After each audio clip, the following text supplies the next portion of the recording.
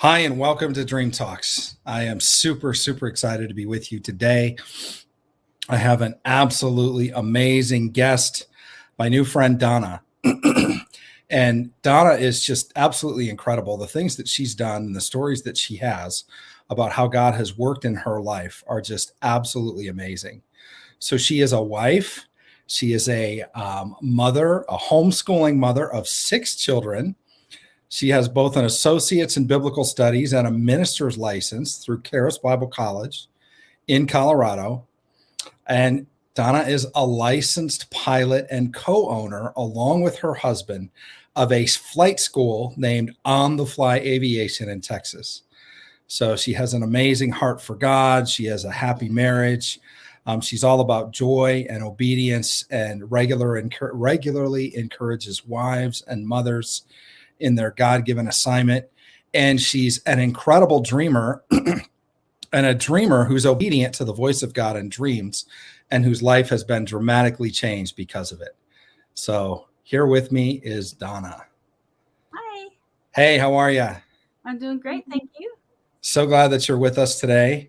We're super excited. When I first started hearing just the tidbits of your story through our mutual friend, it was just like, wow, this lady is incredible. And then the first time we spoke, it was wonderful just to hear about the things that God has done in your life and how he's moved you and your husband around and how you've just continued to say yes and do things based on dreams.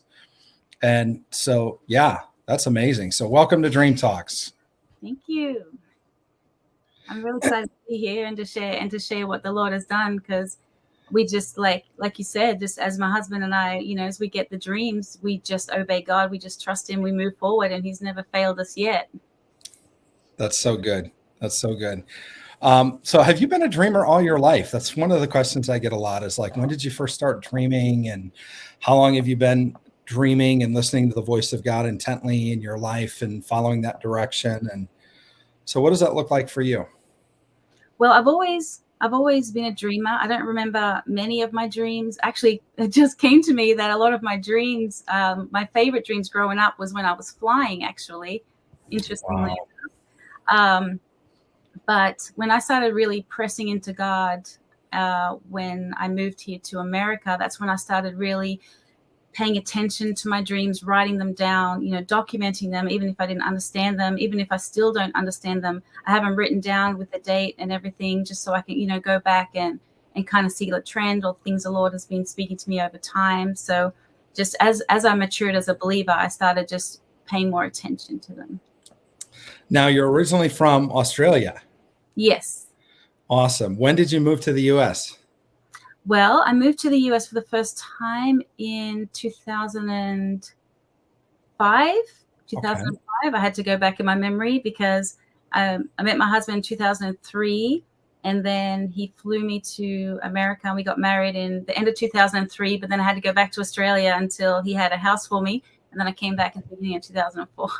But I've been back and forth from but in between Australia and America since then. Now, he's a military guy, right? Yeah, so he was in the Marines when we first met, and then when we were married, he actually joined the Army for a period of time. Okay, cool. Well, that's awesome. I was in the Navy for 11 years, and then our general was 30 years Army, who works with us as well. So, yeah, we love military families. So, how did you get? Tell me the story of when you first probably said yes to God because of a dream or a vision or something in the figurative seer realm that came to you, and you started saying, man, this is crazy. I don't know, but I feel like we should just go with it. And then tell me that first story, if you can remember what that looked like, or at the beginning when you started kind of living your life in that supernatural, what we call the spiritual intelligence way. Yeah. Well, one thing I can remember is the earliest I can remember that we were acting on it is when we were living in Louisiana, and the Lord was leading us to move back to Australia. And I just was having dreams about Australia. I would be in the half awake, half asleep realm, and I would have a vision of kangaroos, and things like that. And so I was like, the Lord started using that to let us know, okay, it's time to go back to Australia. I'd go downstairs and my kids would have a book open about Australian animals. And I'm like, and so it was like Australia. And so the Lord, started using dreams like to give us confirmation of where we're meant to go, that he's in it, that, it's time to move, and we would act upon that. And so he's used, dreams to have us move, intercontinental multiple times. And the stories of provision that he's done when we just said yes and we started taking baby steps, it's just phenomenal what God has done for us. I think so I can tell one story in particular of when I moved on, what the Lord had told me. So I was living in Colorado.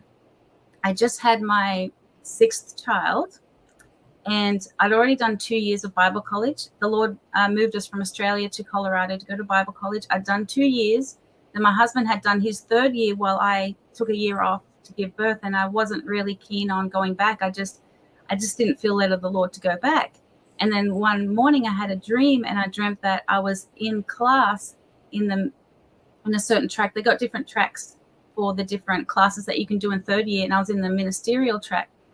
And so when I saw that and I was actually in that class, all of a sudden this desire came to go back. And so we started moving forward, and the Lord made that provision. And I went back to Bible college because of that. And it was God's perfect timing, because while I was there, the Lord gave me a dream that I was walking hand in hand with a prophetess, and she was an older Black woman, and I was holding her hand, and she said to me, she said, your gift is, because I was asking the Lord for years. I'm like, what is my gift? What is my gift? What is my gift? I think I asked him for 10 years what it was, and I called my parents. I was like, did you notice anything in me that was special? Anything that could give me direction on what God's put in me? And they were just like, no, they didn't notice anything. And so it wasn't helpful. And then I asked the Lord one more time, and I went to sleep. And that's when I had that dream. And that prophetess, she said to me, your gift is your voice, and you need to practice before you spend time with the Lord again in the garage. And so I woke up, I'm thinking my gift is my voice. And I said, well, I like to sing, and I can sing, but it's not my passion. So I thought it must be my speaking voice. And I looked back on my life and the opportunities that the Lord has given me to speak. And I saw that that actually was the gift that he gave me. And since then, people have said to me that I have such a soothing voice, that my voice is so encouraging, that even if they have a bad day, if they just listen to me, they know that everything's going to be okay. And I was just like, wow, that's really amazing. And so because of that, he gave me that dream that my gift is my voice. Now I was accountable to it. Before that, I wasn't, because I didn't know what it was. But when he told me that my gift was my voice, I said, okay, well, I need to actually cultivate it and use it for his glory. And so that's when I decided to finish up writing my book about raising children that the Lord had put on my heart to do years earlier. And I was in Bible college. And so I actually started getting on Facebook and on YouTube and just doing teachings, which is not in my natural nature to do that. I'm an introvert. So I have to psych myself up to even do it. But, I started doing that. I actually finished my book. And I thought it was wild, because at the time, my 6th child, he was only like 5 months old. And I'm like, now you tell me that my gift is my voice, and now you want me to write a book and start my ministry and go to Bible college now that I have 6? But the Lord gave me so much grace. And that was like when I was in Bible college, it was the ladies there that helped me to self-publish it and start my ministry online and everything. So it's perfect. Wow. So what's the name of your book? It's called Raising Happy Hearts. Oh, wow. I love that. Can you give me just like a couple of sentence premise on what it's about? Yeah. So basically, when I first became a mother, I didn't know anything about being a mother at all, like to the point where, well, my husband, he actually got sent back to Iraq when I gave birth to our firstborn. He didn't meet her till she was 4 months old. And so I was, in the hospital alone, and I gave birth to her. It was like a 24-hour labor and no medication, because I was in a small hospital in Australia. And so the nurse, my parents had gone home, and the nurse was about to leave, and she was going to leave me with my baby. And I panicked. I'm like, wait. I said, what do I do? Like, I didn't know anything about what to do with children. And the Lord just took me by the hand. He taught me everything. Like, I just listened to the Holy Spirit, and I raised my kids the way that he told me. He told me to homeschool. And I said, yes, I'll homeschool. Like, whatever it is he told me, I did. And he sent me help. He sent me, books at the right time that I could read. And so my children, not only are they obedient, but they are respectful, they're happy. And so my pastor at the time, he goes, not only are your kids listen to what you say, they're also really happy. You haven't like squashed their spirit. He's like, I don't know how you did it, but you need to write a book. And so the Lord actually led me. I laughed at the time. I'm like, yeah, I'm not writing a book. But then the Lord put on my heart to write it. And so I just wrote about the different pearls of wisdom that he gave me about how important it is to be a mother, that it's kind of looked down upon in society. But you know what the world sees as unimportant, you know, it's flipped upside down in the kingdom, and it's actually the most important thing. And so it's just about how important it is to be a mother, how to practically, you know, train your children to listen to your voice the way that you speak normally the first time, and stuff like that. Wow, that is amazing. I mean, I think it's just what an honor for somebody to notice of your kids. Not only are they well-behaved and godly children, but that they're happy. I mean, that just, you know, you can learn a lot about a man by the happiness of his wife, you know, and the kids even more so, because kids are just such a mirror to, you know, the family unit and what is happening in the home. And man, if stuff is going on, they'll act out. You can see it. You can see just by the look on their face, you know, they don't hide it as well as us adults do when we go to church or are in public places. So, well, and even my teenagers, you know, because so they were saying, like, you know, some people are like, oh, well, they're well behaved now, but just wait till they become teenagers. And so I have a almost 18-year-old and a 16-year-old now, they're my two oldest, and I get complimented on them all the time. And we have such a great bond together that, you know, my son, you know, I drive him to work in the mornings, and, you know, we have our ministry time, and he'll share with me, you know, the stuff that the Lord has shared with him, and I'm able to share with him, you know, just pearls of wisdom. You know, he'll actually download teaching to listen to while he's at work. He works out, he cleans the hangars and takes care of the grounds, and he moves the airplanes in and out of the hangars. And so while he's doing that, he just has teaching on. He listens to teaching. He talks to the Lord. He asks me, like, how do you spend time with God? God, what do you actually do? And I'm able to share that with him. And he's a dreamer. I need to share with you some of his dreams in the future, because he has dreams that I think are like national dreams. Yeah.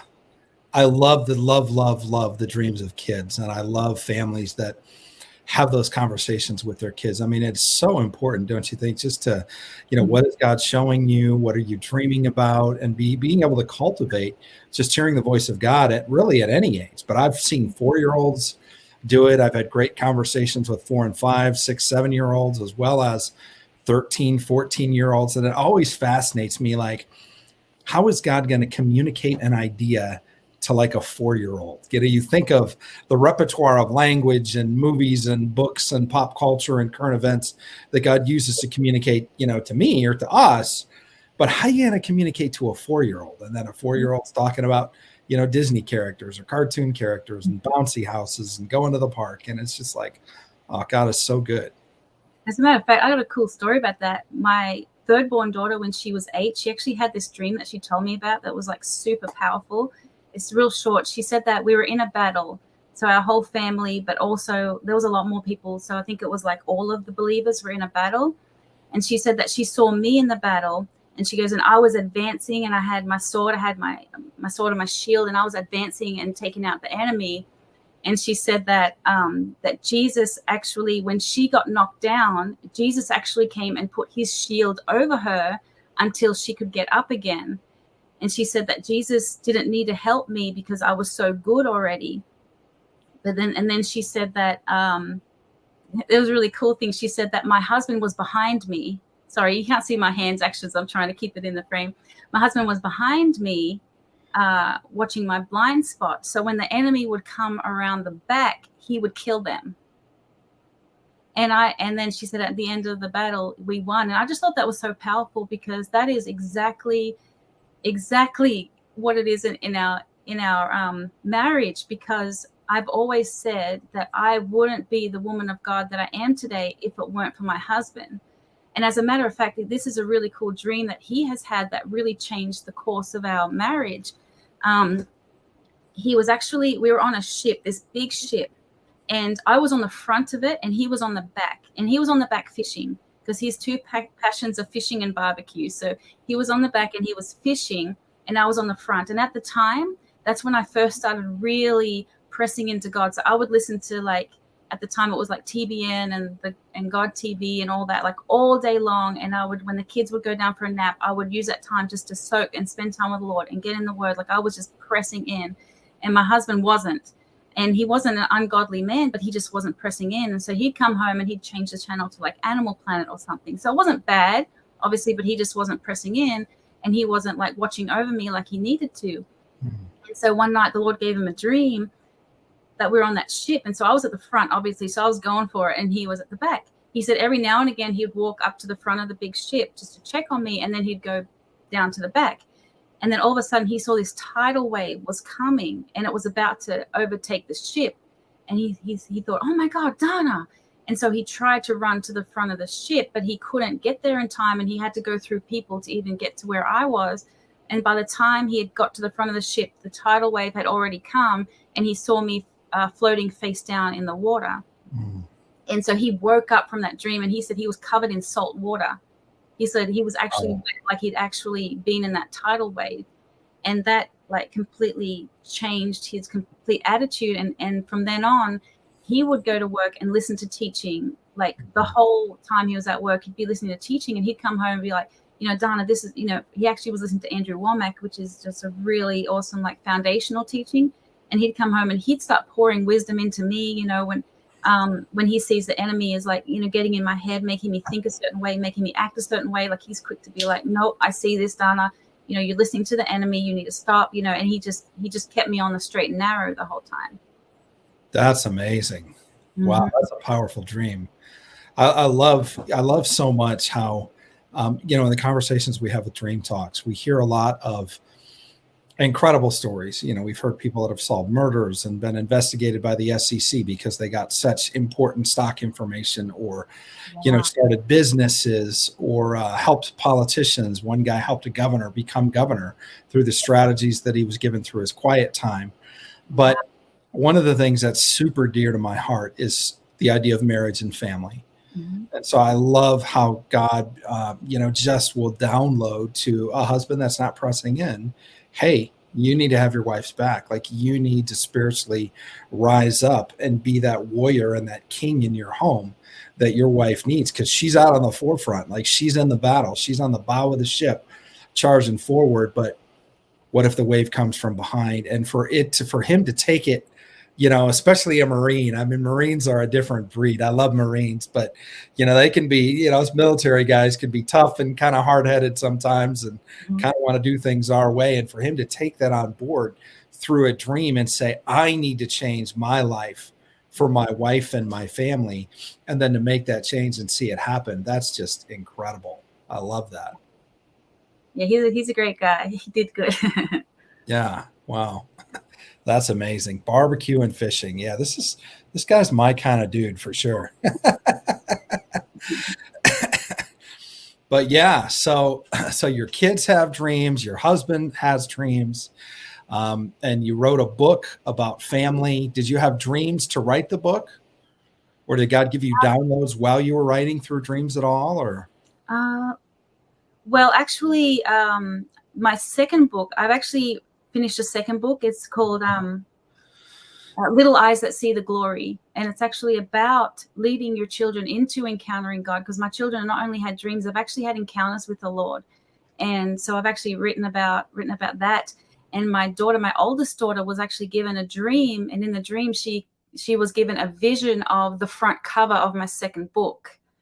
And so she's actually an artist too, so I had her draw it out, and the picture is I'm holding her as a little girl, and we're looking at a cityscape, and I'm looking in the natural, and she's looking off to the side, but she can see beyond the natural into the supernatural. And that was the vision that the Lord gave her in a dream. And so she actually drew it out, and that's going to be the cover of my second book.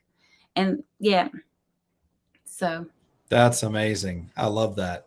So you're going to use her artwork as the cover of your book. Yeah. That's so cool. Wow. That's incredible. So you have a very unusual, I would say rare, supernatural family, and a dynamic in your family where literally you all know how to hear from God. Mm-hmm. Yes. Wow. That's amazing. So, you know, it's one thing I've done moves from one end of the country to another based on dreams and based on the leading of the Holy Spirit and stuff like that. And that's interesting. But to go from one continent to another, that's a whole different kind of a move. Mm-hmm. Did you have to get like multiple confirmations on that, or? So with the, so there's twice that we moved. So there's one time that we moved from Australia to America to go to Colorado, and that wasn't through dreams, but it was through, so my husband just started getting the feeling that we need to move back to the States, and I wasn't getting it at all. But it's not unusual, because a lot of the time when it's time to move, he'll show my husband first, and I won't understand it at all, but he won't push it. He'll just be like, well, God, if it's you, you're going to change your heart. And sure enough, he does it every time. And so, he had brought up to me a couple of times, Donna, I think the Lord wants us to move to Colorado to go to Charis Bible College. And I was like, oh, that doesn't make any sense. Why would he move us to Australia? Because we'd only been there for about, 14 months at the time, just to move us right back. I'm like, we were already in America. We could have just moved, could have just driven there. Now we're all the way, on the other side of the world. But sure enough, like after a while, like it just dawned on me, okay, the blessing of the Lord is not here anymore. Like all the things that I thought that we were going to do to move forward, like nothing, no doors were opening. And so I just, I said, I was actually open to it. I'm like, okay, Lord, if this is you, let me know. And so my husband, he went to my sister's house that day. And so I was meeting him there. So I put all the kids in the car, and I plugged my phone in to our it had a USB port. It was a 2013 Hyundai IMAX. And I just plugged it in to charge. But my husband had actually downloaded some of Andrew Womack's teachings on there, which I didn't know. And as soon as I plugged it into charge, it synced with the stereo system, and it started playing a teaching called A Place Called There. And Andrew talks about that when Elijah, when he went, the angel told him to go to the brook Cherith, because I have commanded the ravens to feed thee there, and how you need to go to your place called there because that's where your provision is. And then he tells stories about people, using their faith to come to Charis Bible College. I'm like, okay, Lord, I believe this is what you're telling us to do. So we're going to keep taking baby steps. And then I had a friend of mine, she actually offered to pay for the photos for the passports for us. And we thought that was really amazing. And then she went ahead and actually paid for passports as well. I'm like, that was even more amazing. So it was like hundreds of dollars. Imagine we had 5 kids at the time. They each were dual citizens. So we had, 12 passports that we needed to have current before we moved. And then, but we didn't have a way to get there. We didn't have the money to get there. We didn't have the money to move around the corner, let alone halfway across the world. And I said to the Lord, well, Lord, you obviously want us to go, so you're going to make a way, and we're just going to trust you and just step out in faith. And so I asked the Lord, how does he want us to get there? What method does he want to use? And I heard him say space available flights, which is available for the military. But my husband's retired, and it goes by priority order. So if you're not active duty on assignment, then you don't get top priority. My husband's retired. Plus we had 7 family members to be able to fit on the plane. So we've never done it before, but I heard the Lord say space available flights. And another thing is, you don't know you're on the flight till the day before. So we had to get rid of our rental property, give away all of our belongings, because we only took what we could fit in our suitcases, and hope that we were going to be on the plane. And so we did that in faith. And so we got to so we called the day before, and they said, yes, we're going to have you on the plane the next day. We're like, great. So we got on the plane, and we were the only family on the plane from Australia to Guam. So it stopped at Guam, and we got off, and that's US territory. And I didn't realize that because I'd been out of the States for over a year, that I actually forfeited my permanent residency.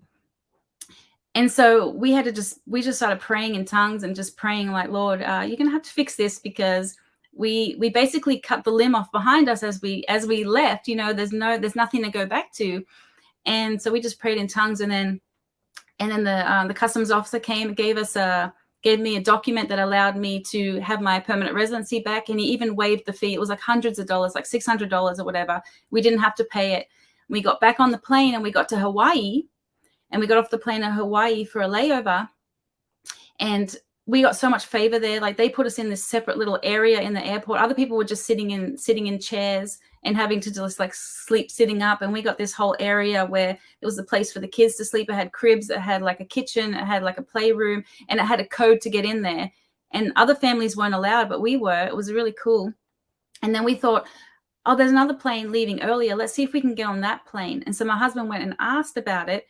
And they said, and the lady told her, said, honey, if I take you off the plane that you're on, look at all these people around here, because you would never get out of Hawaii. He said, because on the flight that you're on, they actually manifested you as cargo all the way to California. So the Lord actually made it so there was no chance of us getting bumped off along the way. They said that we were cargo all the way there to California. And then when we got to California, there was only one lady that donated to us to get there, and she donated $1,000, and that was enough to get the vehicle that we needed to rent and the gas to get us all the way to Colorado. So the Lord, and it was free. So the whole thing was free to get us, a family of 7, halfway across the world. That is amazing. Mm-hmm. That is incredible. Wow. And the faith that it takes to do that, you know, especially as a wife with 6 kids, like it's one thing for a husband, and us military guys are used to being shipped here and shipped there, but to be a mom and a wife and have 6 kids with you. And like you said, like, we're done. We're not going back. This is it. We've moved everything. We don't have any place to go back to. Like, what a step of faith. That's huge. Wow. That's amazing. So once you got to Karis, what happened in your life after that? So when we got to Karis, we went to Bible college, and then the Lord gave me those dreams that led me go to a 3rd-year Bible college. And then we were just waiting to see when it's time for us to move, and we actually put our house on the market a couple of times thinking that it was time to move, and it just didn't sell. And it was like, thank God it didn't sell, because it wasn't time for us to move. It was just God's grace that it didn't sell. And then the Lord started putting on our heart to actually buy a catamaran and to sail the South Pacific full time. And it just came out of nowhere. But, you know, God does these things with us, and we're just like, okay, well, that sounds good. We'll do that. And so, you know, but we want to make sure it was the Lord, you know, because that's intense to do that. And so that's when the Lord started giving me dreams. Like I would have a dream. I had a dream that we sailed out of Texas, and I'd always envisioned us sailing out of Florida. And so when I had the dream that we sailed out of Texas, and then he gave me the name of the boat, and it was named the Jewel of the Ocean. Wow. And it was so specific. And we actually had like a logo made up for it and everything. And I said, okay, well, and then I asked the Lord once for direction. I'm like, Lord, I need some direction. And he said, go south. And I'm like, I didn't mean like a literal direction, like north, south, and west. But then when the Lord showed me the dream about Texas, I'm like, okay, so Texas was south from Colorado, like it was literally south. And so we started, you know, thinking about, okay, so where in Texas on the coast are we going to go? You know, all the way to Houston, all the way down to like whatever is down the bottom of Texas. I can't remember. But then my husband, he worked security at the Bible college, and one of the people he worked with said that there's a naval air station there in Corpus Christi. That's a pretty nice one, and we should try to stay there. And so right then, like that day, I called him. I said, do you take retired military personnel? Are we allowed to rent on the base? And they said yes. So we said, well, do you have any place available? And they said yes. And within like 3 days, we were approved for a house. And I'm like, okay, but we still have this house. So what are we going to do with this house? And that's when I prayed to the Lord, and he said, call Liz. And Liz they're actually expecting their 6th baby, but she had 5 at the time. They're actually former Amish that I had met at the Bible college, and they were living in Ohio, I believe it was.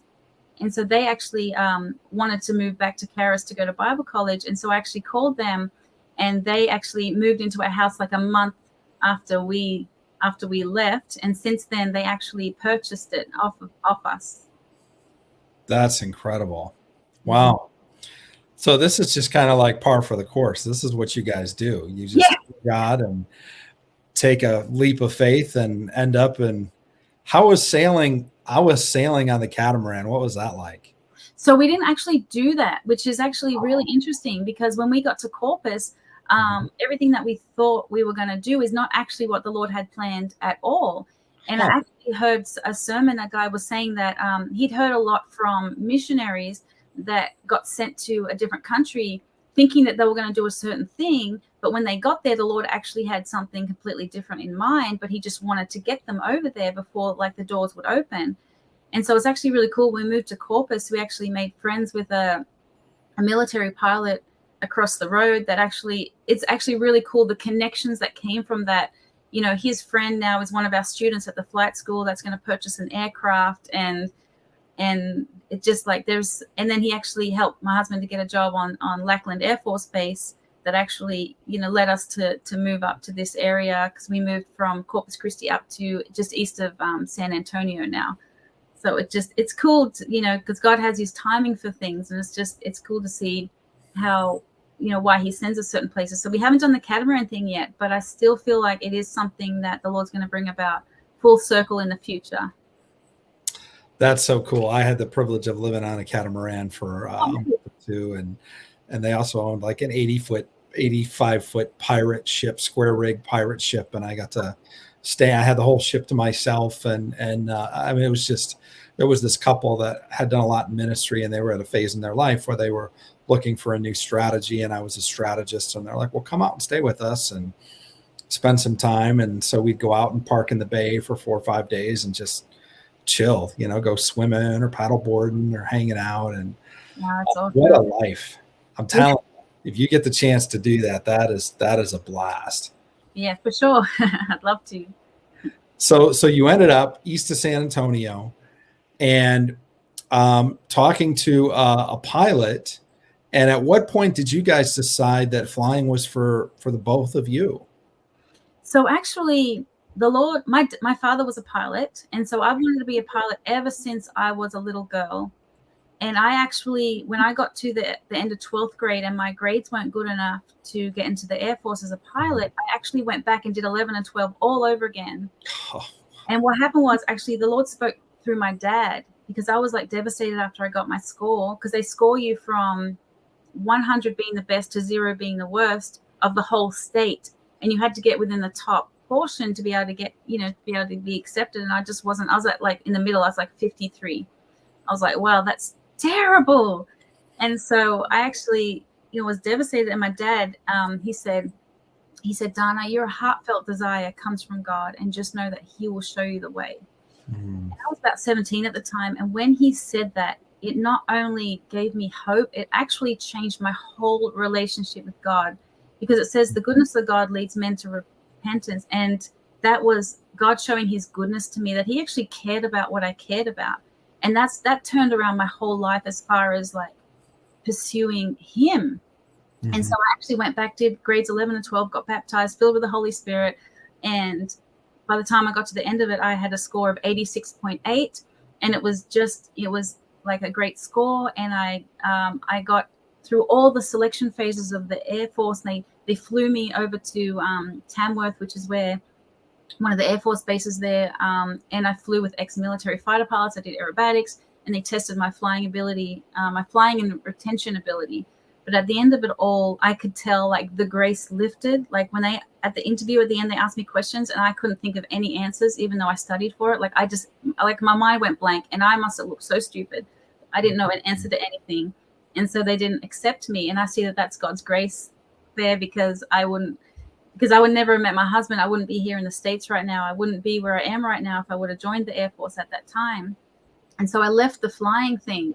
I left it, and I pursued God with my whole heart, because at that stage I knew he loved me. I loved him. You know, I went all for it. You know, the Lord led me to my husband, and we got married, and I knew that was the Lord. Like, it's supernatural how we even met. You know, he had gone to the war in Iraq when it first started. He pulled in a port in Sydney, Australia, and my friend had invited me out into the city, and I wasn't a party girl. I didn't want to go. And the Lord said, why don't you go? And I'm like, and this is before I even knew I could hear God. And I'm like, well, why don't I go? And so I went out, and that was the night I met my husband. And he said to me, I just want to find a wife and raise my kids in church. And I said, you're going to make someone really happy one day. And I didn't know that it would be me. So That's so beautiful. I love that. yeah, so we ended up, talking on the phone, long distance relationship. He flew me to the States. We got married. Now we've been married for almost, it'll be 19 years here at the end of the year, and 6 Wow. kids. And so, yeah. And so back to, where was I? What was I talking? I went on this huge rabbit trail, but No, I love it. I love, the story of how you met your husband and your the marriage. flying thing, right? Yeah, the flying. Yeah, so how that comes around. So my husband said, he, like, when we were talking in the early days, he said he's always wanted to fly, and I've always wanted to fly, but I left all that and I just pursued God. And then just when we were living in Corpus Christi, my husband was thinking about, going back to school. We found out that the military might pay for him to fly, and so he was going to do that. And I had a dream, and I mean, if you have an interpretation of this, in the dream, I was in my house in Australia that I grew up in as a child, and my husband was just outside of it, outside, and I could see him through the glass, and he was facing away. He was in the backyard, facing the backyard, and there were birds in the sky, but they were like they were still, it's like a snapshot of birds, but they were all like about a foot apart, but they were all like next to each other, like a foot apart, like how if you saw like boxes in the sky, like a grid. So they were all like about a foot apart in a grid, like all over the sky. And my husband, he turned around to look back at me, and he had a tear in his eye. And so I went out to see what was wrong, but the dream ended. And I kind of felt like that had something to do with aviation, about a dream that he had that he couldn't pursue. And so that's when he started taking lessons. But then he had a hang up with his medical, because he was a vet. Like, they looked at him like with a lot of scrutiny, and so it's actually still held up at this point. So he pushed me forward to get my license. And so, we bought the plane, which is another cool story. But I remember I was in the shower one day, and I was talking to the Lord about the flying thing, and I was feeling overwhelmed, because it's just the stuff that you have to learn, the things you have to do, the stuff you have to know, and then you're in charge of this plane, and it's in the air, and it's like all this danger. And I was just overwhelmed at it all. And I was saying to myself, I can't do this. I can't do this. What makes you think you can do this? You can't do this. And then I was just like, you know what? That's probably the enemy, trying to get in my head, trying to stop me from doing what the Lord wants me to do. And so I cast down those thoughts, and I started saying, I've raised 6 kids with God's grace, so he can give me the grace to learn how to fly. And at that moment, the Lord reminded me about that promise that he gave me when I was 17, that he's going to show me the way. But the fact that promise that turned around my whole relationship with him, it was a promise about flying. And when I realized that, I just like burst out into tears. Like, I just started sobbing. And so I just said, okay, God, I trust you. And I went forward with it. And just recently, I got my license. I passed with flying colors.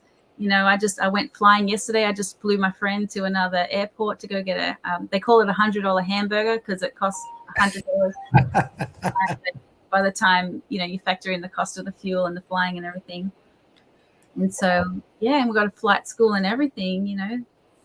That is incredible. That is amazing. I love that dream. That dream is so interesting. There's so much symbology there. In the dream, so you were in the house you grew up in, like your mom and dad's house? Yes. And were you your age that you were at when you were dreaming, or were you like a little girl in the dream? Yeah, it was my age, because I knew that was my husband, and so we're our age now. Okay. And so you were looking out the back window, and he was in the backyard, and he was looking up, and there were these birds in like a 1-foot pattern that were just kind of stationary in place, like being held in place. And he was looking, and then he looked back to you, and he had like a tear in his eye. Wow, this is so cool. So the idea of being in your father's house is like a timestamp of like when that dream started for you. Wow. So it's the idea of, it was a dream that you had as a little girl of flying. And looking out a window, it talks about in 1 Corinthians 13, now we see through a mirror dimly, or through a glass darkly, which also is kind of reminiscent of like Alice in Wonderland. It's like through the looking glass, right? And the whole idea of looking through a glass or looking through a window represents a veil of separation that's usually about looking into the future. But it's really interesting, because looking out a window usually means future prophetic, but the backyard usually means something that's behind you or like past tense. So you have this interesting juxtaposition of time frames in this dream. And it was also sunset. It was at sunset as well. Oh, wow. Yeah, there's just so much on timing. Mm-hmm.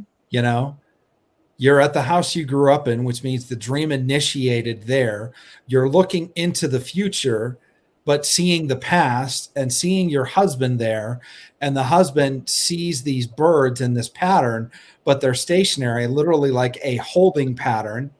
And he has a tear in his eye because he's looking at his dream too. He wants to fly, but it's not his time. And then he turns back to look at you as if to say, it's time for your dream from when you were a little girl to become now future past tense. In other words, for it to come to pass, and for you to step up and to take that place. And I believe it, also that he's going to get his pilot's license, and it's going to happen for him as well. There was just a whole holding pattern, and it was really time for you to come to the forefront and to be a part of that. Wow, that's so powerful. Yeah. You want to cry. Yeah. That's amazing. I love that.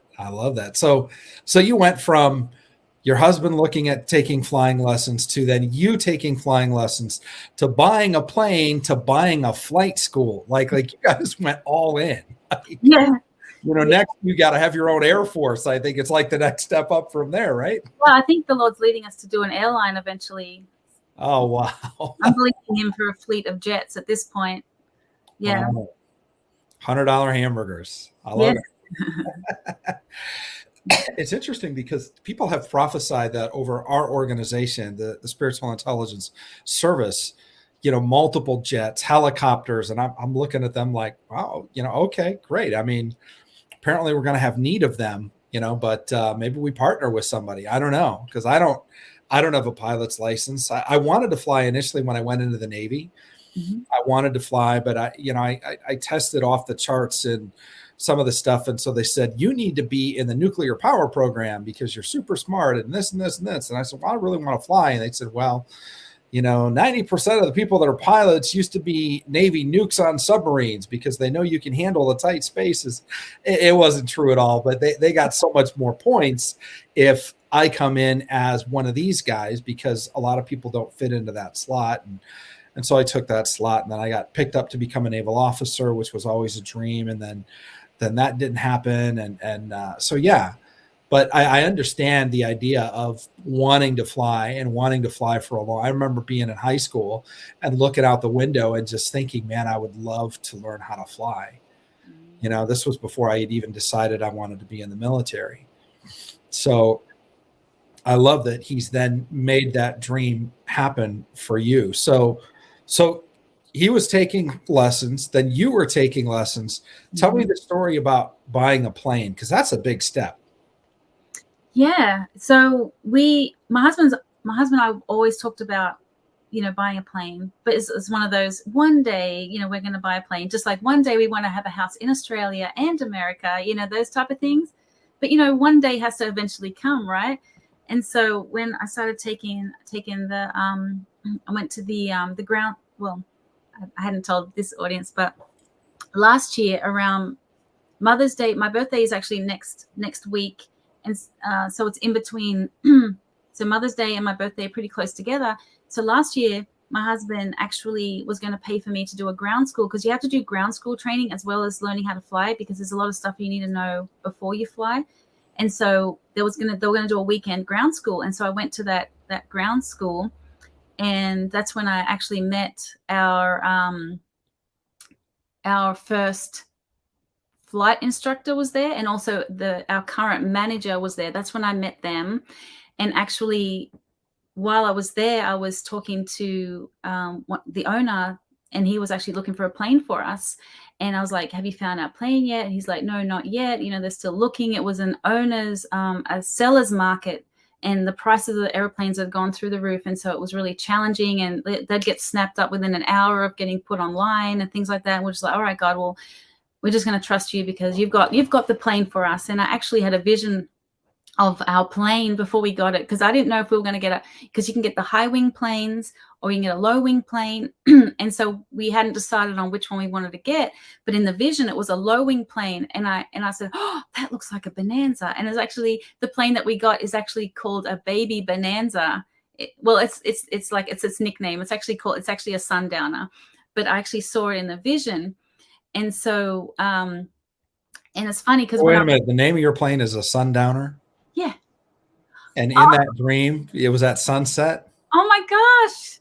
I would have That's never made crazy. the connection. I'm sorry. I instead interrupted. That was like, wow, that fits your dream totally. The idea of looking at the holding pattern and sunset and all of that. Wow. Gosh, that's powerful. I would have never made that connection. That's so cool. And it's so funny because when I was at that ground school, I took photos of all the planes that were in the hangar, and I had to walk past them all to go to the restroom and everything. And so then the owner of that flight school ended up giving us our like leading us to this plane. And as soon as I saw her, I'm like, yes, I want her. And that plane, we call her Sunny. She actually was in the photo that I had taken earlier. When I looked back, I'm like, she was in that hangar. I'd actually walked past her. I'm sure I looked at her and thought, that's a beautiful plane. And I didn't know it was ours. It was so powerful. And so, but at a point I was just like thinking, it's foolish to buy an airplane because, we had a certain amount of money, and, it'd probably be more wisdom to buy a business, invest in business or something like that. We shouldn't just buy an airplane. That's foolish. Who does that? Who buys airplanes? And then I spent time with the Lord, and the Lord gave me a really clear vision, and it was an air traffic control tower with a crown sitting on it. And I saw that. I'm like, okay, so God is in this. This is not foolish. This is what he wants us to do. And so we actually went ahead and we bought that airplane. And while we were about to buy the airplane, the owners of that flight school offered for us to buy the whole flight school. And we thought, you can already tell from our story, God's thrown us lots of curveballs. And so we thought, at first I thought, no, that's ridiculous. We can't buy a flight school. But then I thought, well, maybe God does want us to buy a flight school. And so I said, Lord, have you ever showed me anything in the past that would lead me to believe that you want us to do this? And he reminded me of the vision with the air traffic control tower with a crown on it. And it wasn't an airplane with a crown. It was the whole air traffic control tower, which controls the whole airspace. And as a matter of fact, the flight school that we were offered to buy was on one side of the airfield, but on the other side of the airfield was the air traffic control tower. So it was far away. So at that time, I hadn't even gone to the control tower. It was kind of like a thing off in the distance. So we actually started to pursue to purchase this flight school. As we moved forward with it, we realized that God wasn't in the purchase of that flight school. And so we stepped back from it, but I still had that vision in my mind. And so we had a plane, we had a flight instructor. And so we were just going to start with what we had, but we couldn't find a place to house it at the airport that we were at. And so we were praying about it. And one day my instructor and I, we were meeting at it's called the FBO. So the business office of the airport, we were meeting there, and my husband had come home early from work. And so he started asking around to try to find if there's a place for us to have our flight school. And they said, oh, next door in Canyon Aviation, they probably have room. And we're like, next door. So we literally had to walk past the air traffic control tower to the next hangar right next to it. And they showed us the rooms. It was the most beautiful office we'd ever seen, that had an open window that you could see right into the hangar, see the beautiful planes. Wow. And it was just open for us. And we just said, yeah, we'll take it. And so we just started our flight school right there, right next to the air traffic control tower. That's incredible. Mm-hmm. That's amazing. What's the name of your flight school? On the Fly Aviation. On the Fly Aviation, which is kind of how you guys live your life. Exactly how we live our life. Yep. Wow. I even love how this goes back to the story of the Space A flight leaving Australia. Like, you guys just have such favor in flying. and even being, were you put on standby? Did you have to wait? No, you were booked as cargo the whole way through. And then the idea of your dream, and then the holding pattern, and your husband allowing you to come forward and take the lead as becoming the pilot. And so now, are you a flight instructor as well? Not yet, but I'm working towards it. So I just got my license, and then the next thing is to get your instrument rating, and then commercial rating, and then you can become a flight instructor. So that's why I'm trying to do one flight a week to go to other airports. They're called cross country flights, because that's working towards my next rating. So at first I was like, yeah, I just want my license, because it was hard. It was hard to get my license, and I was like, I just want to be done with it and just enjoy it. But the Lord is not, he's not satisfied with me just having my license. So there is something in the future that I need to be at a certain level of pilotage to be able to do. And I don't know what it is, but I know that it's coming. Like the Lord even gave me a vision of an airline captain, or it was some sort of captain, and he was standing in our hangar just looking out into the distance, and I saw him from the side. And so something's coming, and I don't know what it is, but I just need to keep moving forward. How many hours of like flight time versus like classroom time does it take to get your pilot's license? So you can do it. It's average about 60, 65 hours of actual flying time, but it's like, I don't know, probably like hundreds of hours of just, because the amount of like the scope of things you need to learn, and then you also need to learn them in depth. Like it's just like, I got overwhelmed like so many times, but my husband, he was just like, Donna, just take a break. The Lord's given you grace to, all these things that he's going to give you the grace for this. Don't psych yourself out. Like, and he was like my supporter, like, you can do this, you can do this, you can do this. And so I had to take a written test that I thought, like, that's one of the reasons I just got so overwhelmed. It was like this mountain that I just felt like I would never be able to climb. And I took that test, and I got like 95% on the test. And then when I did the actual check ride, I had to do an oral portion where I had to talk with an instructor for like 3 hours, and he tested my, my ability of what I knew about all these areas, including like weather, the air traffic control, the airspace, the systems of an aircraft, the electronic systems, the fuel systems, all that stuff I had to know. And he grilled me for like 3 hours, and when we were done, he's like, you did really good. I would say you were above average. And I'm like, wow, thank you, Jesus. And then we did the flight portion, and we flew for almost 2 hours, and he had no qualms, and we landed, and he said, yep, I'm just going to go write up your license right now. And I'm just like, because it was like, I felt like I couldn't do it. It was that hard. And all the stuff that you had to do, you had to like soft field, short field, takeoffs and landings. You had to do go arounds, emergency procedures, in-flight fire, steep turns, power on stalls, power off stalls, like diversions, pilot, like just everything. It was like, but God, he just put around me this group of people that was able to give me all the knowledge that I needed at the right time, and just gave me everything that I needed to succeed, including like a whole flight school. So I have instructors around me all the time. I can ask questions. Like, it's just God, like the way that he gave me my license was so much more amazing than like I could have imagined, Wow. So much different than being in the Air Force, I'm sure. Yeah. Yeah. Wow. So what's next for you guys? So we're just going to keep on. So my husband is actually at school, which is another thing we had to trust the Lord on. So he actually left his job at Lackland Air Force Base to go, and now he's at school to be an AMP mechanic, which is airframe and power plant mechanic. He's learning to work on aircraft. So he's at school right now learning to do that. And so he's going to be able to be a mechanic for our flight school, but also he could have a job. Like there's such a great need for them that Boeing has actually already decided that they want to hire everybody in Will's class, in my husband's class already. Wow. My husband's like, well, I don't know if I want to go to Boeing. But like, so it's just the sky's the limit, and not even the sky at this point. We've got no clue what God's got cooking, but we're just moving forward with it, and just, waiting for the next opportunity, the next direction that he's going to give us, and we're just going to jump on it. Yeah, I mean, the trajectory you guys are on, I think probably space flight's next. Actually, Well, Elon Musk, and he's right where you guys are too. Anyway, he's right. doing SpaceX down there, so who knows? Maybe Actually, you'll. SpaceX actually came to his school as well and hired people straight out of the school. So that's an option as well.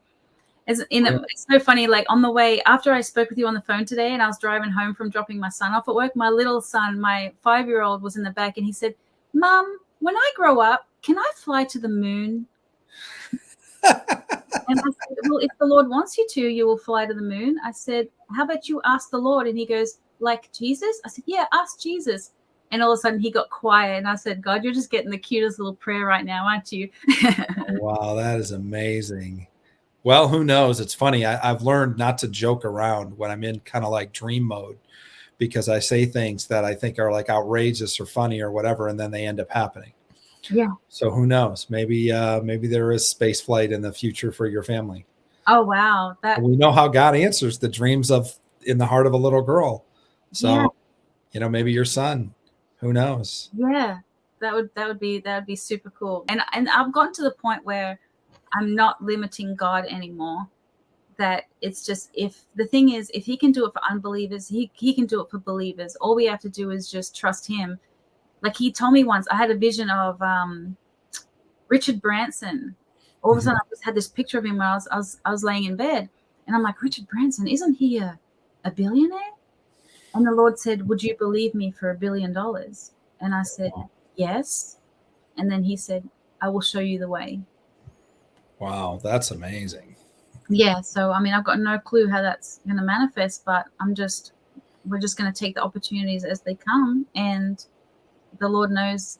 The Lord knows the details. Yeah. Well, I think he loves it when we speak and we dream outrageous dreams, Yeah. and we begin to throw stuff out there and see God move in such a ridiculously extravagant way in our lives. Mm-hmm. And I love it. One minute you guys are trying to figure out how are we even going to afford passport pictures, Mm-hmm. and the next minute you're buying a flight school, not just an airplane, but a whole flight school. And so the faithfulness of God to lead you through your lives and bring you to a place of intimacy and destiny, and to do it with your family together, Mm-hmm. I just think it's just a real testament to people that have families, for those that are waiting to have families, that are looking for, the right wife or husband, and just to have somebody that you can partner with on this adventure with God and do just radically outrageous, ridiculously fun and incredible things, and Mm-hmm. have happy kids in the meantime. You're Mm-hmm. such a bright spot. And, we've had so many dream talks at this point now, but I think this is going to be one of my favorites, just because the way that you guys live your life as a family is exactly something that has been on my heart. And I know on the heart of a lot of people, is to have that, trauma free, happy, well adjusted kids that seek the Lord, children that hear from God, having those family conversations together, and not sheltering them, but taking them on the adventure with you. Mm-hmm. I think that's amazing. Thank That's you. incredible. God is good. Yeah. Well, are there any other dream stories that we didn't? I mean, you have so much depth. Mm-hmm. Dream life. Is there any other ones that we hadn't mentioned yet? Well, there is one that I wanted to share that I was wondering if you could give me some insight in, because it still baffles me to this day. Sure. So I had this dream, and let me see. Okay, I don't have it down. So I had this dream, and in the dream, the Lord told me that he wanted us to move to Kansas. And I said to him, I don't want to move to, because we were in Colorado at the time. I said, I don't want to move to Kansas. Like, what's in Kansas? And the Lord said, you don't have to stay in Kansas. It's just going to be a base for your ministry, but you're going to be moving frequently from there. And then in the second part of my dream, I actually was translated in the spirit to a place in Kansas. And I was in this place. It was like there was rolling hills. I was on a dirt road. And in the distance, I saw this beautiful lake, and there was a beautiful warm breeze coming through. And there was some people milling around. And I thought, oh, Will, my husband, he really like it here, because he was like, I'm not moving to Kansas, that's ridiculous. And so I'm like, Will would really like it here. And so I actually talked to one of the passers-by, and I said, where am I? and she said Alamosa Springs, Kansas. Hmm. And there isn't such a place. But I found out that Alamosa means a group of cottonwood trees, and the cottonwood tree is the state tree of Kansas. Really? Yeah. Wow.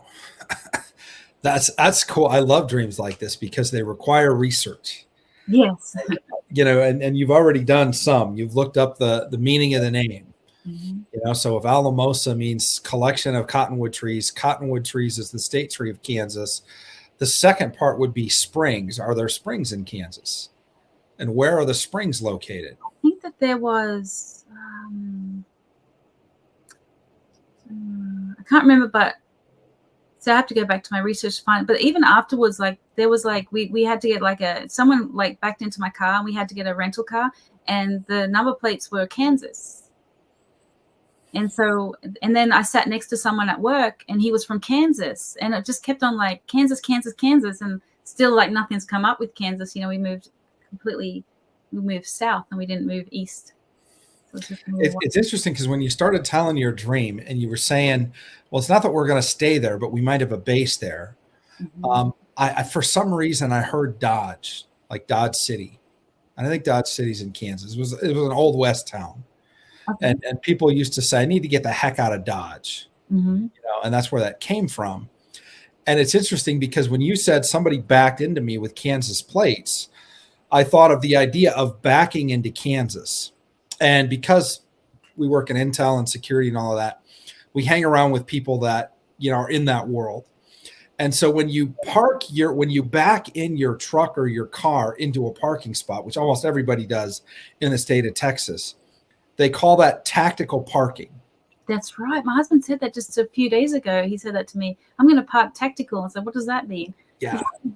Which means you can hop in your truck and take off and just pull forward. You don't have to back up and then do the 3-point turn or whatever, or pull out, and then you're just ready to take off and go. So it was the idea of backing into Kansas will be like a launching pad or a place for you, which also kind of jives with what I was hearing about Dodge. Like, I need to get the heck out of Dodge. Mm-hmm. I think it'll be a place of safety, but a place where you can just have a touch point where you can go in if you need to get away, if you need a place of safety, if you need a place to launch from, but you'll be able to shoot out of there really quickly.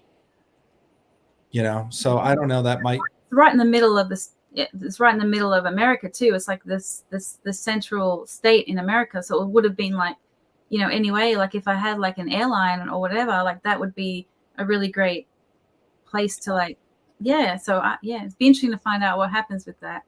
Yeah. Wow. That's so funny. I was at a convention at IHOP at the International House of Prayer in Kansas City. Mm-hmm. And Mike Bickle was there, a friend of mine. Lauren Cunningham, another friend of mine, was there. And Lauren Cunningham, of course, has had a YWAM, Youth with a Mission, which has, thousands of missions bases all over the world. And when he was up on stage and he was talking with Mike Bickle, and he kind of put his arm around Mike and he said, you guys were the ground troops, but you're the Air Force. Because of the prayer coverage that a 24-hour prayer presence brings. Yeah. And so spiritually, Kansas City is considered the head of a spiritual Air Force in the body of Christ, because they've had 24/7 prayer for, I think 20 something years now. Mm-hmm. They've had it there. And so I think I think there's both a physical dynamic.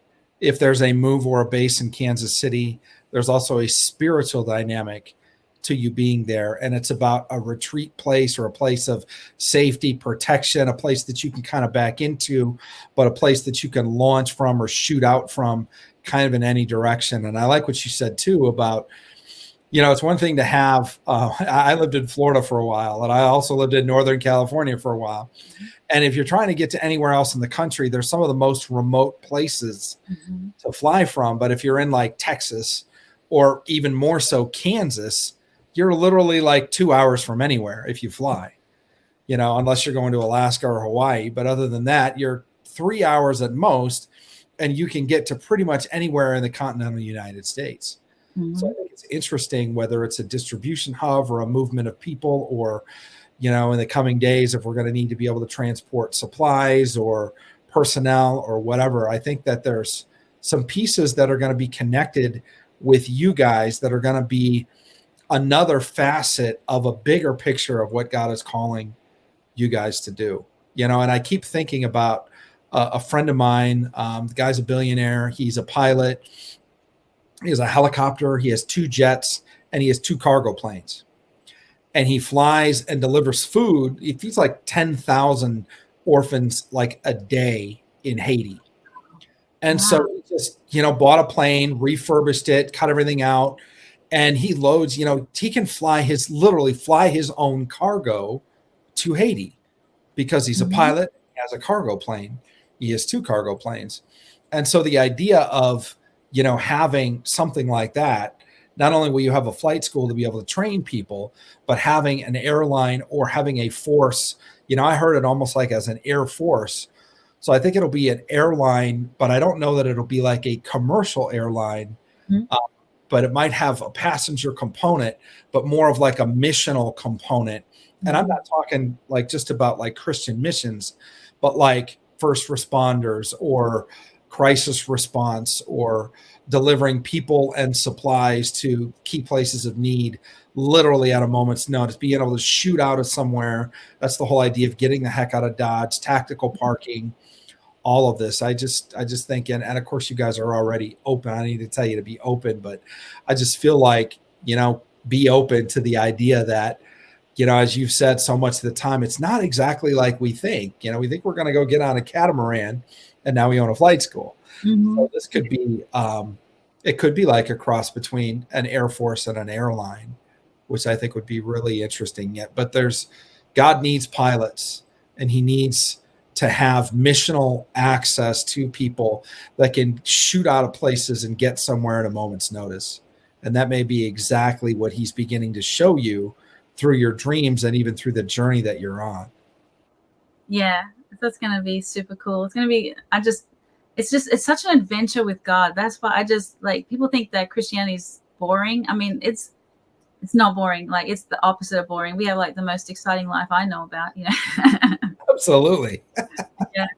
But I actually have something else interesting, if you wouldn't mind sharing, and it's to do with a dream that I want to share with you, but more than one. So back when we just had the 2 children, we were living in North Carolina, my husband said, we need to adopt a 12-year-old Japanese girl.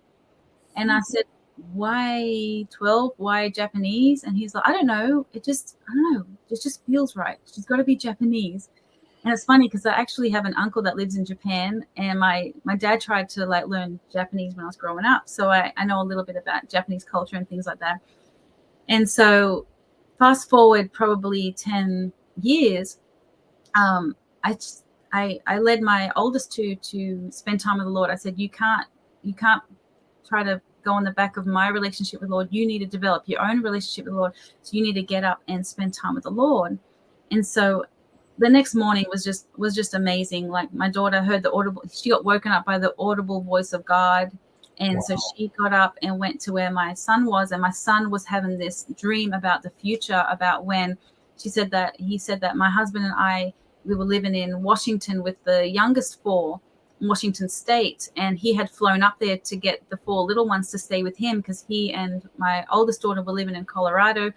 My oldest daughter was already married to a man named Michael, and when he said that, she's like, oh, my daughter's like, I didn't tell anybody that, because the Lord had already revealed to her that was her husband's name, and this is what he looked like. And so he was explaining like everything happened in the future, and then he said that, and then he said, I was down in Colorado Springs, and I was with my Japanese brother. And I'm like, what do you mean Japanese brother? He goes, I don't know, I had a Japanese brother. And we were in Colorado Springs and we were buying stuff. And then my daughter said, Mom, I had a dream that my Japanese sister was my best friend. And I'm like, we didn't tell you anything about Japanese anything. Wow. But because I thought like all that was meant to happen in Colorado, I thought that, that we must have missed it somewhere. We don't have those children. I don't know where they're at. And so just recently I had a dream that I was in a mall, and it's so funny that my daughter actually, she said that we had a dream that we found them in a mall. And so I had a dream recently that I was in a mall and a Japanese teenager came up to me. I was sitting in a bench, and he came up and he leaned over me and he said, "Can I go get my license renewed, like his driver's license?" And I told him, "Yeah, you can go ahead and get that renewed." And then when I woke up, I'm like, what teenager would go to some rando in a mall and ask if they can do that? I said, I must have been his mom. And so the Lord was sharing with me that dream is not dead. Mm. So that's leading into this dream that I wanted to ask you about. So back on January the 10th, 2020, I wrote, last night I had a dream that I was on a bus holding Justin, who's my sixth born, and he was 3 at the time. I realized that I didn't know where my other 5 kids were. I called them, and they had been with Melania Trump. She had taken them to Japan and the White House, and I was excited for them. Wow. That's incredible. You know, when you first started talking about the Japanese thing, I was thinking of Pearl Harbor and how our country was attacked by Japan through the air. Wow. And I was thinking about the restoration, and 12 years old, 12 is the number of government. So the idea of a restoration or a peace between nations of an offense that literally came as an attack through the air, so many years later being restored by us adopting that, you know, part of the reason that they are a big part of the reason why they attacked us was because of what was happening related to oil in particular. They couldn't get access to the oil that we needed or that they needed. And we decided to, you know, not sell to them or to give them access that they wanted. And so they said, well, we're just going to attack America and, you know, and start that part of the war, of course, on December 7th, 1941.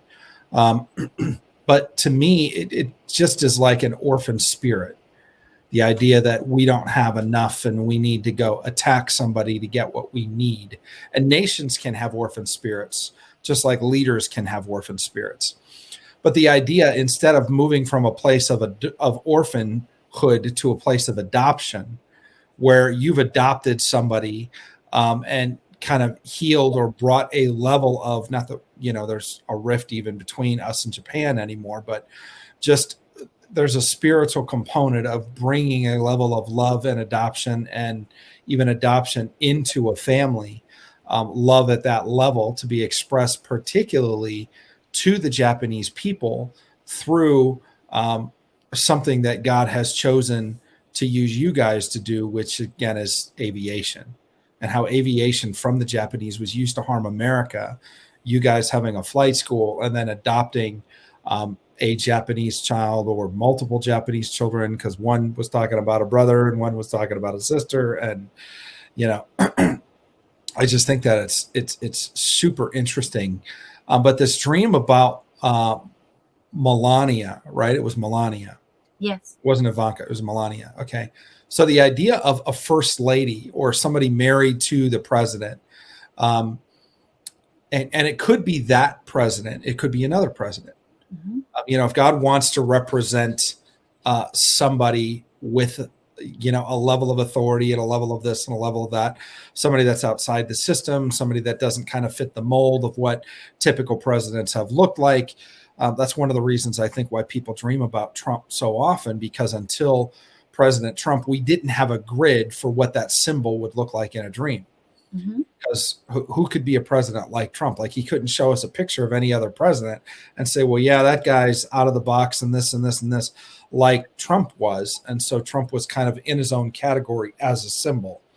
And so when God uses a symbol like that, the idea of Melania in particular, which is like a beautiful, elegant, model-esque, you know, international, you know, woman who understands the world, who knows multiple languages, is absolutely brilliant, just off the charts, probably the best, or at least one of the best first ladies this country has ever had, and by far the most underrated. Mhm. And the heart that I've heard by people that know her that she has for things like children, I just think is incredible. So tell me the part of how she interacted again with the kids, what she took them. Um, I said that so they had 5 of my kids. So I had one, I had the little one, she had the other 5, and she had taken them to Japan and the White House. Wow. So again, it's the idea of taking them on a place of international travel. But again, I feel like there's something that God still wants to heal between their nation and our nation. And so I feel like it was a trip of goodwill. It was a trip of ambassadorship, diplomacy. The first lady taking children, it sends a very particular message. It's like if we park an aircraft carrier off the coast of a country, that's one way to visit. That sends a very particular message. We call it a show of force in the military. But to send the first lady and to send children, and as far as we know, President Trump didn't go with her. It was Melania and the children. So to send, the premier woman or kind of wife, mother of our nation at that time, that's what the first lady represents, with 5 children to a country just shows an immense amount of trust and security that we have in that relationship. And again, usually you bring women and children, particularly in that sense, on a goodwill trip or on a trip maybe to bring comfort or something like that. There's definitely a relational and very likely even an emotional component as to why somebody would be sent in that manner. If we were just going to go negotiate trade, then, the people that are in charge of the departments that need to be involved would go, and maybe the president would go and all of that. But for Melania to go and to take your kids, it represents several things. One, that your kids are going to have a play on the national stage. Your kids have national level significance. So if God is speaking to your kids about what's going on a global scale, even, definitely write those down. They may be destiny dreams. Gosh, my son was having a dream about England. He was in Hollywood, actually. He said he was in Hollywood and he was driving on the Hollywood Hills and he saw there was 3 clouds, and on the 3 clouds was like a cylindrical rainbow, and on one of the clouds was like the Big Ben, and on the other one was it was the I think it's one of the bridges in London that I forgot what it's called. And I mean, like, he just has dreams that are just like that. I'm like, Hollywood, England, just, I have to send you some of those because it's pretty wild. Yeah, there's a lot there. Has to do with the timing, has to do with alliances, bridges between nations, or bridges one place to another. Oh, It's wow. a point of connection, of relationship. I like the idea of the cylindrical rainbow because it's not like the horseshoe-shaped rainbow that we're used to. It's like God is changing the rainbow and redeeming the rainbow. And I think that even means the symbol of what the rainbow is used for. Yes. God can change that around, and what people have tried to kind of pervert or adopt as their own, it actually has another meaning. It's the meaning of promise and destiny that God had for Noah and his family. And it was kind of the rebirth of the earth, really, in that season, coming out of a season of immense evil and wickedness into a relaunch of both justice and righteousness in the land, and the land being saturated and restored. So yeah, there's a lot. And when you said cloud, I heard the cloud the size of a man's hand, which represents the warfare of the armies of heaven coming. Remember when the prophets assisted, I can't see it. God opened his eyes and let him see. And the whole idea of what begins as there's nothing in the sky, where there's a cloud the size of a man's hand, now run because the rain is coming. And again, the rain meaning the cleansing, the saturation, the restoration of the land. There's just so much there, so much detail. I love the graphic imagery of 3 clouds with 3 different things related to England, and something about England and timing. The fact that he was in Hollywood, like he was on the Hollywood Hills and then he saw it over Hollywood. That's crazy. So that obviously a connection between, and we definitely know there's financial there's financial connections between Hollywood and it's interesting because when I owned my finance company, I did, I had a production company with a pretty famous Christian lady who's written a series of books. And they're almost like the Harry Potter series, but they're Christian. Oh. And they're just absolutely incredible. They're the most incredible books I literally have ever read in my life. They're amazing. It's a series called Chronicles of Brothers. And so we created a production company. I was raising money for that project and all of that. But she was in London and we were in the US. And the last meeting that we had concerning this project was at Spago's in Hollywood. And she had her producer fly in from London. And so I'm meeting with some of my money people, some of the stunt people and the Hollywood people. And it was just a small group of like 6 or 7 of us, but we were having dinner at Spago's in Hollywood. And we had this lady from London that had flown in specifically for this meeting. And it was that bridge between London and Hollywood in the United States. It's super interesting because right around that season and in that set of relationships is where I met a friend of mine, where we began a talk. If we really truly believe that God speaks to us in dreams, visions, prophecy, word of knowledge, word of wisdom, why isn't there a full-time agency advising the president of the United States or working to keep America safe? And so that's now what I've built, is an intelligence agency that operates on spiritual intelligence, but it came out of that season. And so the idea of the clock and the idea of the bridge and there's so much there. Yeah, you could send that dream over with every little detail if you have it written down somewhere, and we could go into the depth and the level of that. But I just love how God speaks to you, Donna, how God speaks to your family, your husband, Will, and your kids, and like they're in on it. Like God, tells you things about this Japanese thing. But doesn't keep secrets from your kids. They don't even know yet, but God is already kind of giving them the download of what's to come as well. Yeah. That's amazing. So yeah, I think there's going to be some global restoration between nations that's going to happen because of you and your family, because of your willingness to say yes, because you do marriage and parenting so well. Of course, God would send you people that he would want to be incubated in such a happy-hearted family as yours, to be able to grow up in that environment and perhaps even become the future leaders of other nations. And don't discount, not only what God has given you and Will as a husband and wife, but as a mother. I just hear the whole idea of, Rachel, of literally birthing nations. Wow. And having leaders from other nations that, you've literally written the book on how to have happy-hearted children. Mm-hmm. And so, of course, God wants that propagated and make disciples of all nation. Another way I would say that is to make happy-hearted children of all nations. Because if they're happy, it's because they have a level of joy and a relationship with God the Father. They know who they are. They understand identity. They have destiny. They have communication. They have hope. They have joys. All of those things. Kids aren't just happy for no reason. They're not happy just because they get candy or they get their way. To have a happy heart is because they have a secure home. And what fits into the idea of marriage and family is so much more than a set of rules or a list. It's literally the presence of God surrounding the love covenant of one man and one woman.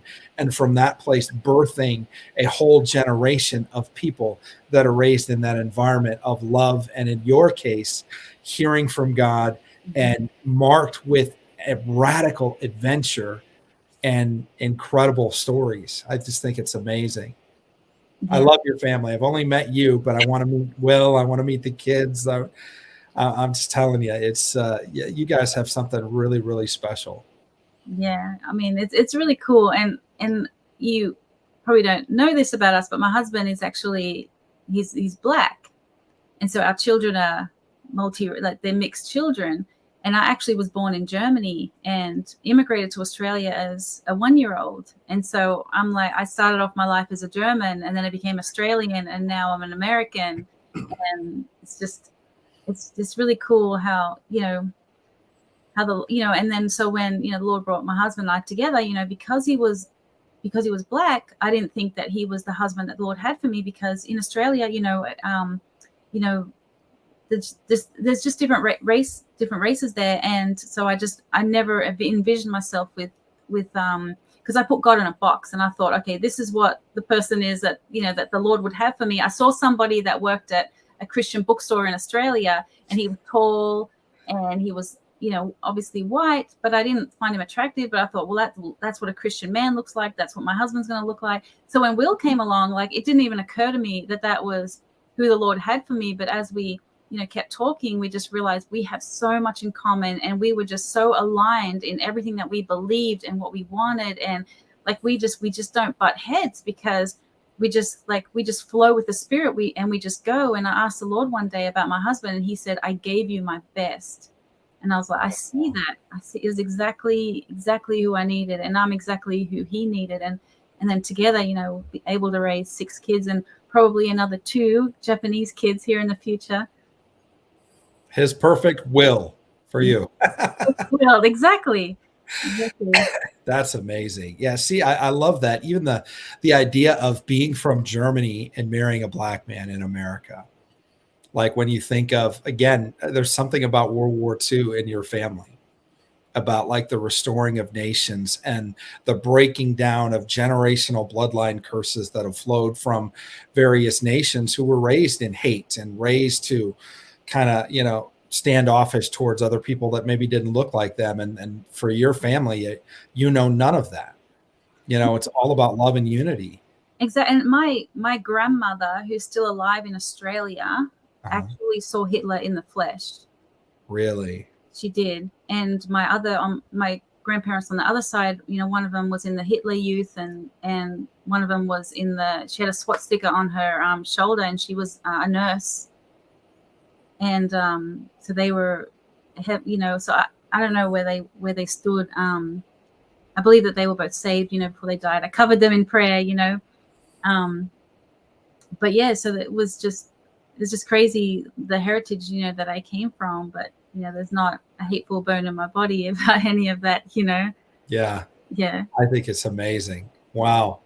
So yeah, the story even goes deeper. I mean, having family that was part of that whole generation that was taught to hate, and taught to value people based on their genetics or the color of their skin, or whether they had blonde hair and blue eyes or not. I mean, and to look at you and your husband, and I did see, you guys on Facebook and all of that, and you have just such a beautiful family. Thank you. I mean, but multiracial, and again, a global influence. I mean, it's the kind of family that when you walk into certain countries, they're going to be like, what is this? And you're going to be like, oh, well, this is us. This is our family, Yeah. Even walking around in Australia, we turned heads, I bet you would in Germany too. Yeah, for sure. But wow, praise God. What an incredible life that you have, Donna, an incredible adventure, an incredible, I think we probably need to do a follow-up sometime and have you and Will and some of your kids on and talk about dreams, because we love kids and dreams. And so any age, whether they're teenager or whether they're really small. But wow, such a joy to hear how God is moving in your life so radically, about how you guys are so submitted, and like you said, cut the limb off behind you, literally burn the bridge. Like, we can't go back to Australia. Like, if we get stuck somewhere, we're living in Guam, but you made it all the way through. You were the cargo headed on. Nobody can even boot you off the plane, and just his provision all along the way. It's just a testimony to myself, but to all of us who are listening, to be able to say yes, because you'll never know the radical things that God, the adventures that God will take you on, and the things that God will provide. But we don't even know how to ask for the things that God wants to give us as far as provision and blessing. And so, and even the story of your marriage, something that was so out of the box of what you had envisioned.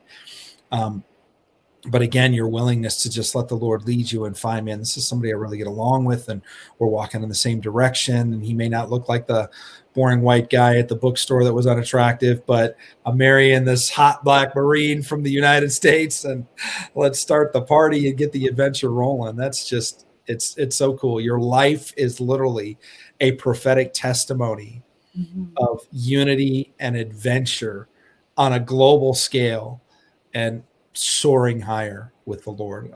It's amazing. Yeah, I just, my husband, he even said, he goes, Donna, do you remember when we first got married and I prayed that I didn't want a boring marriage, that we just wanted to have an adventure? And he goes, and God has given that to us. I said, yes, he has. Yes. Yeah. I prayed the same thing when I was a little kid. God, I don't want a boring life. I want an adventurous life. And man, it's been that way too. It's just incredible. So people, if you want some fun and adventure in your life, if you're tired of sitting at home in front of the television, tell God to speak to you in dreams, to give you an adventure, and have the courage to take him at his word and to live the life of your dreams that he's planned for you, because you will never be bored and you will never be disappointed. Amen. That's it in a nutshell. And you can trust him, because he's never failed you before, and he's not going to start now. So if he's leading you to do something, just start taking baby steps in that direction, and you'll see the doors start opening, and then you can know, okay, this is what God has for me. I'm going to keep walking, and he's going to catch you, and he's got you, and it's going to be an amazing adventure. And then you're going to have stories upon stories upon stories, and you're not going to get to heaven and be like, I wish I would have trusted God. I wish I would have stepped out in faith, because you would have done it and taken every opportunity he gave you. Wow. So good. So good. In closing, could you just release an anointing for happy-hearted children, happy-hearted spouses, happy-hearted marriages, and just an adventurous dream life with God? Could you just release that over our audience? I know they'd love to have that. Oh, absolutely. Absolutely. So right now, Lord, everything that you've given me, Lord, I just release it into the audience. All the willing hearts that are in the audience right now, I just release the grace that you've given me, Lord, to be a godly wife, a godly mother, and to just trust you for the journey, Lord, that you have me on. Lord, I just release that to the audience right now. And I just pray that they will just get dreams and visions, encounters with you, that you will just would start taking them by the hand and showing them the things that they need to change, the opportunities that they need to take, the things that they need to do, that they will also walk hand in hand with you, and to be able to have just such a well done life, that when they get to heaven, that they will have left nothing on the table, that they will have done everything that you have put in their hearts to do. And Lord, I just thank you for it in Jesus' name. Amen. Amen. Ooh, I could feel that in my hands. Yeah, I could feel that too. That's wow. What a blessing. Thank you so much for being a part of Dream Talks today. And thank you for sharing more of your life with us and some of your stories. And we just really appreciate you. And we'll definitely want to stay in touch, because I want to see what happens next in your adventure. Yeah, well, thank you for having me. I really enjoyed it. Awesome. We'll talk to you soon. All right. All right. Bye-bye. Wow. Such an incredible, amazing story about what happens when you're willing to just say yes. When God gives you dreams, you're willing to write them down. You position yourself in a place to hear from him, and he sends you on adventures and places to go and things to do and see. And by the way, if you're new to a dream journey, or you want to go really, really deep into a dream journey with God, we have the Spiritual Intelligence Mentorship. You can see below, spiritualintel.com. We're about to start a new class in the next couple of weeks here. And it's an adventure. I can't even begin to tell you. And it would take days to tell you the incredible things that God has done in my life, just even interpreting the dreams of other people on a global scale, on a national scale, the things that God is showing us, the things that he tells children like Donna's children and others. And if you want to know more and you really want to press in to this time with God, or press into a new season with God and really understand and hear what he would say to you, like on a national, global intelligence type of level, look us up at spiritualintel.com, and we will see you next time right here on Dream Talks. Thanks for joining us.